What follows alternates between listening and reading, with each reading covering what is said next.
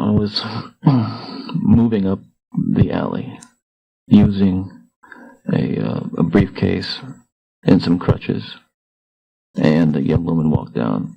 And about halfway down the block, I encountered her and asked her to help me carry the briefcase, which she did, and we walked back up the alley. Basically, when we reached the car, what happened was I knocked her unconscious with the crowbar, and I handcuffed her and put her in the the passenger side of the car and drove away.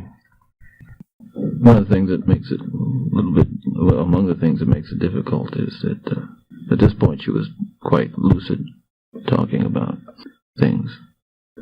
It's funny, it's not funny, but it's odd, the kinds of things people say under those circumstances. She had a Spanish test the next day, and she thought that I had taken her to help tutor me for a Spanish test. It's kind of odd. The long and short of it was that I again knocked her unconscious and strangled her. Can you hear that?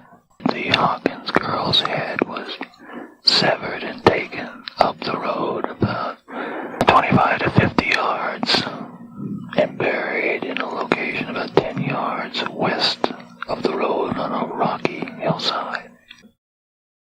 By this time, it was almost dawn, but on this particular morning, I was just absolutely, again, just shocked, kind of scared to death, shocked, horrified and I went down the road, throwing the briefcase, the crutches, the rope, the clothes, just tossing them out the window, and the crowbar, everything, handcuffs, everything.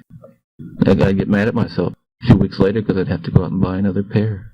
I mean, it's not comical, but that's what would happen. This was just, I was in a sheer state of panic, of just absolute horror, It's like, at that point in time, this consciousness of what has really happened is like, you break out of a fever or something. That is. And so I drove, talk about details coming back.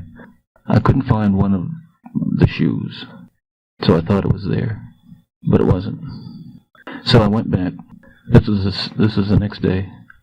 Got on my bicycle, rode back to that little parking lot. I knew there were police all over the place by that time. So I went back to that parking lot and I found both the pierced earrings and the shoe laying in the parking lot. So I surreptitiously gathered them up and rode off. So, there you are.